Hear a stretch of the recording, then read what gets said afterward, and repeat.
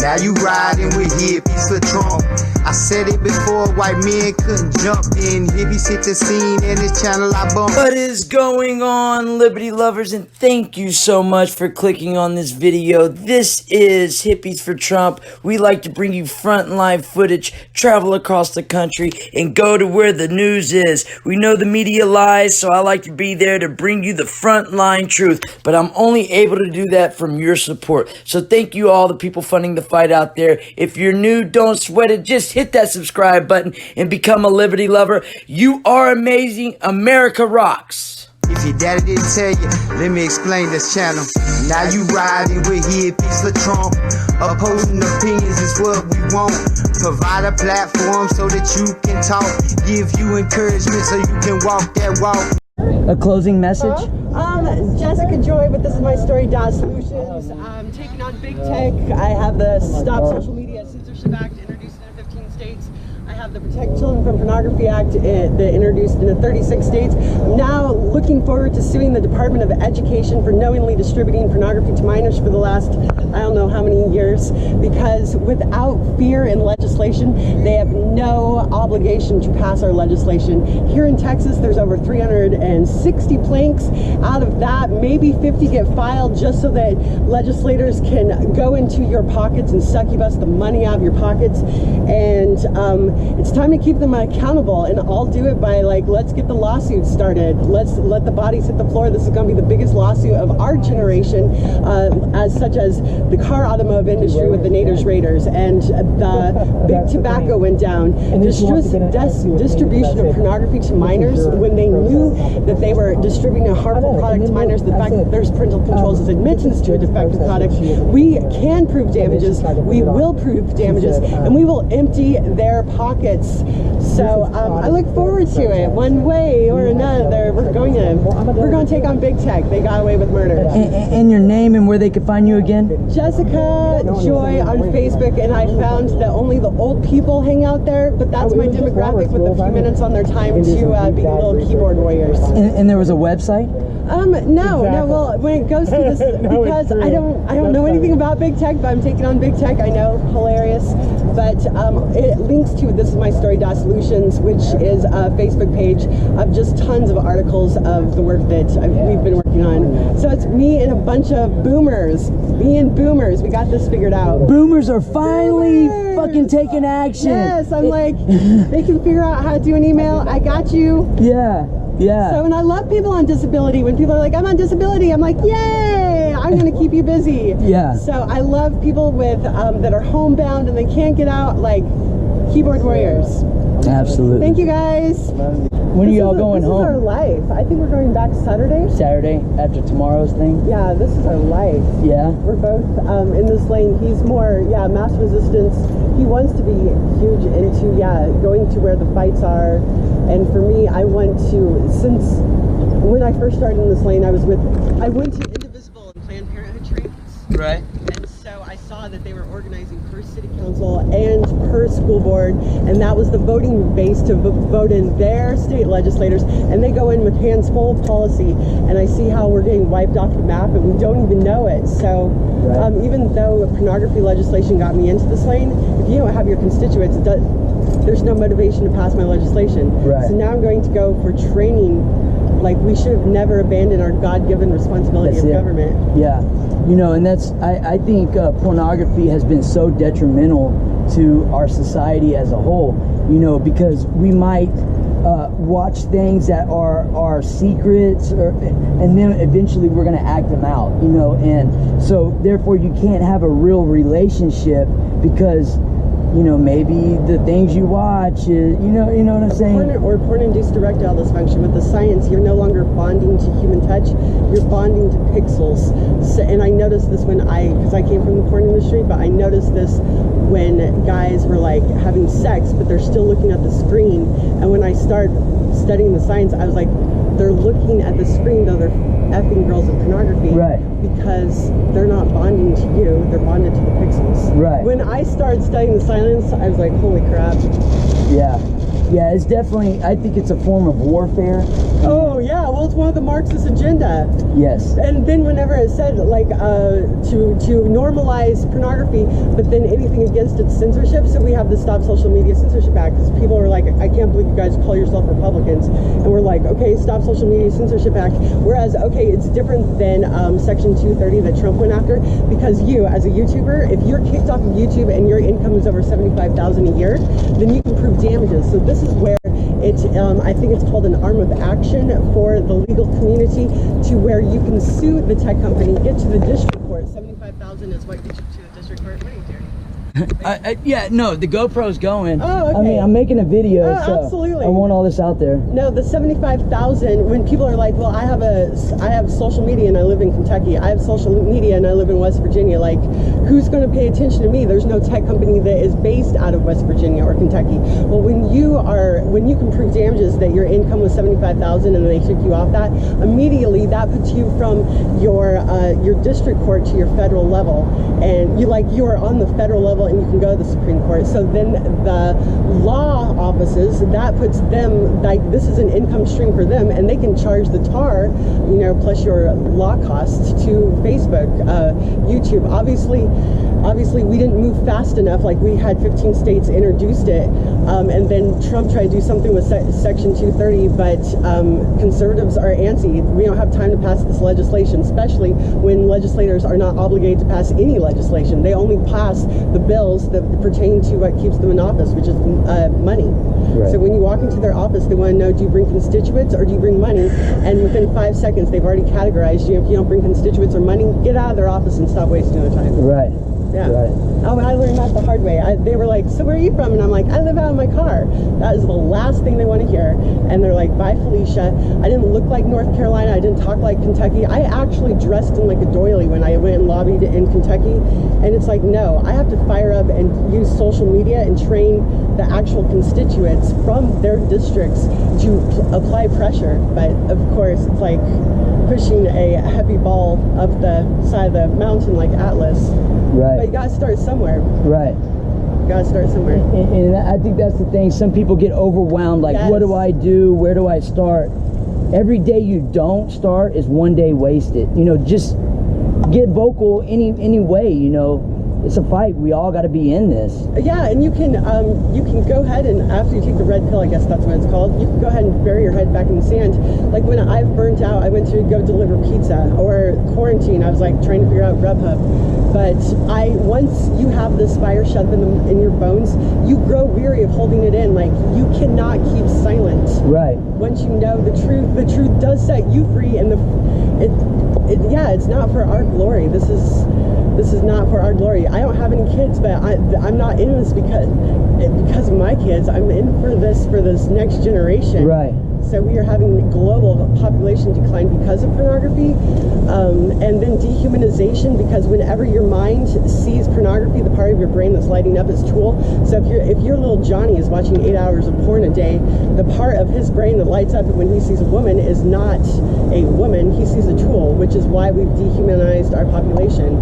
So that is why we have to fight to keep sanctity of life from conception until natural death. When we start chiseling away at that, we are no different than than annihilating the Jewish community. Right. So. Right. Yeah. That's amazing. But I learned that slowly, because I went from like, a liberal and pro-choice to, I was at a anti-pornography convention. This guy was there who was pro-life, and he was telling me about dumpster diving, and I'm like, are you lost? What are you doing here? And he started like talking about he was filming how much the body parts are worth. Right. And he's like, it's no different than porn. Like, whenever I'm 18, I'm really expensive. When I don't work out, I lose my value. When I hit 30, I have zero value. He's like, you're either all for the sanctity of life or none at all. And that conversation changed my life into, wow, okay, I believe in pro-life. And then I was introduced to abolition, and I'm like, oh my gosh, no, I think I'm abolitionist. So, yeah. Awesome. But I'm transformed by the renewing of my mind. I mean, like, every morning I'm waking up and I am like, okay, what now, God? I'm willing to change and learn. So Right. How long were you in that industry for?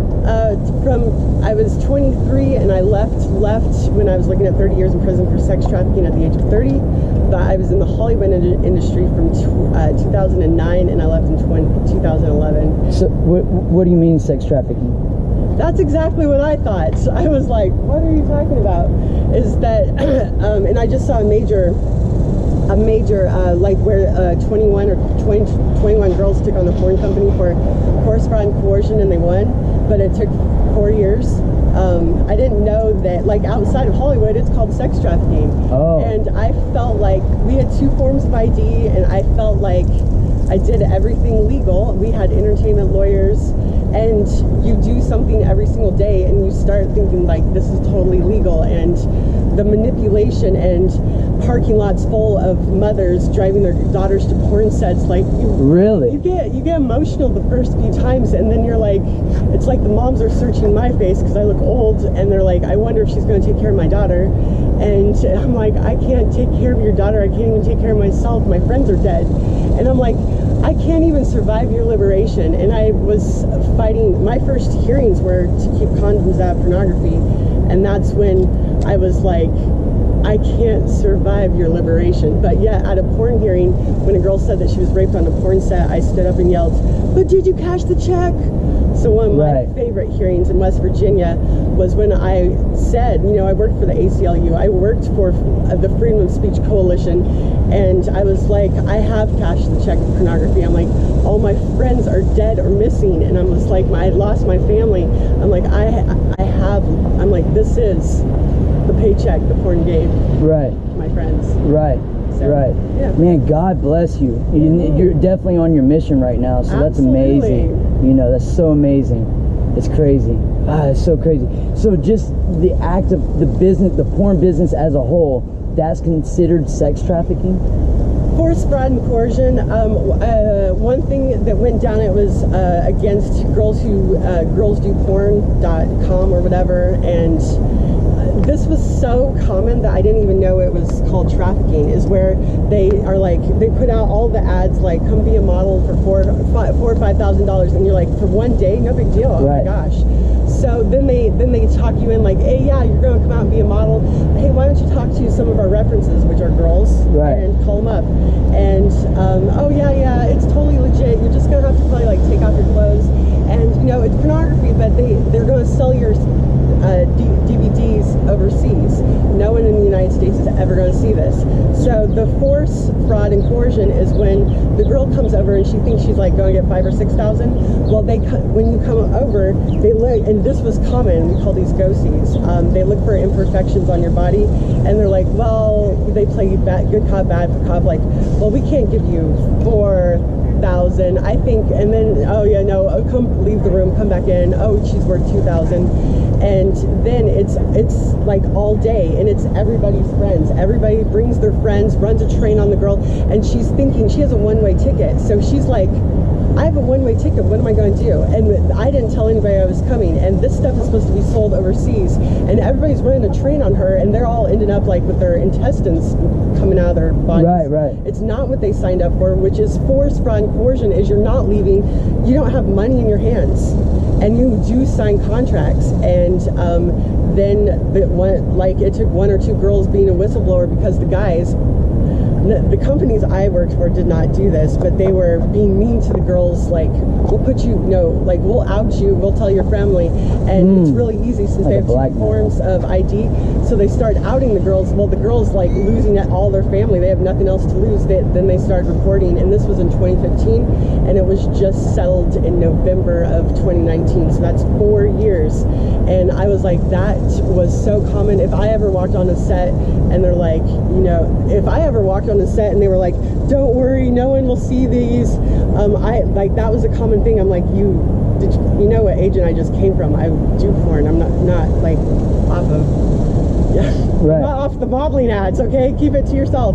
So everything I learned from the porn industry, brought it to Colorado to be normal. I realized men don't really want to marry a porn girl. I went to all the conventions and all the guys were like, I'm gonna marry you. So I was like, 3-month lease, I'm gonna get married in 3 months. And then I realized, like, men in the real world, I'm not the one that they bring home to mom.